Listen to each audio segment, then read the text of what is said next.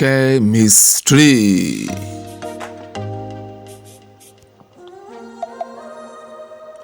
মৌলগুলোর পরমাণুসমূহ electron দান, গ্রহণ বা শেয়ার করে কেন?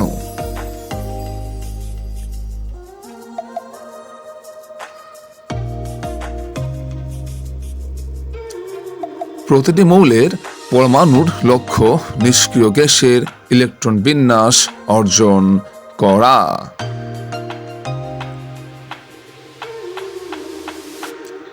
প্রতিটি মৌলের পরমাণু তার শেষ কক্ষপথের অষ্টক পূর্ণ করে নিষ্ক্রিয় গ্যাস সমূহের ইলেকট্রন বিন্যাস অর্জন করার জন্য প্রয়োজনীয় ইলেকট্রন গ্রহণ বা অতিরিক্ত ইলেকট্রন দান অথবা ইলেকট্রন শেয়ার করে থাকে।